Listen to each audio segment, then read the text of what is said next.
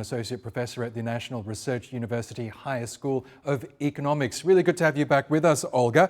How significant is it that Donald Trump is dispatching his special envoy as well as other senior officials to Moscow next week? From Moscow's perspective, what does this signal? Well, I think it's a good attitude in negotiating the peace process, the peace talks, because Steve Witkoff, he will be in Moscow not in the first time. It will be his sixth or seventh times, if I'm not mistaken. And what we see from Russia's perspective, it is the diplomatic negotiations. They are underway. At the same time, Russia does not officially confirm anything. And this is also a positive signal because Russia follows within the framework of traditional diplomacy.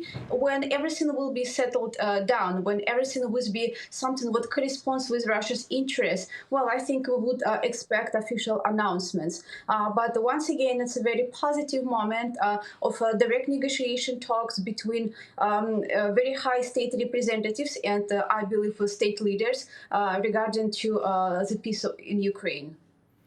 We know that in the early days of Trump's peace plan, that sparked alarm among Ukrainians as well as the European community. Many of them thought that perhaps Donald Trump's plan was favouring Russia over Ukrainian interests. So how do you think this plan is being viewed amongst Russia's political and diplomatic circles right now?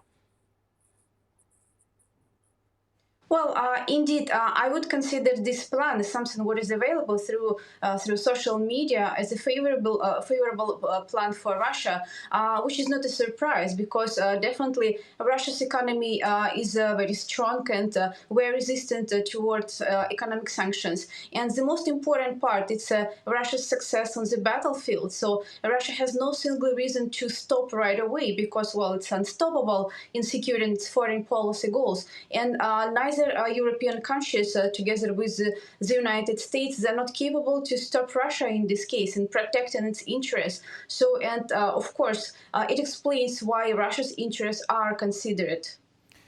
We've been talking about how the Kremlin spokesman Dmitry Peskov has said it's too premature to talk about any sort of a deal to end the war. But we are hearing reports that Russia has agreed to some concessions. What kind of concessions would Moscow realistically accept without weakening its strategic position?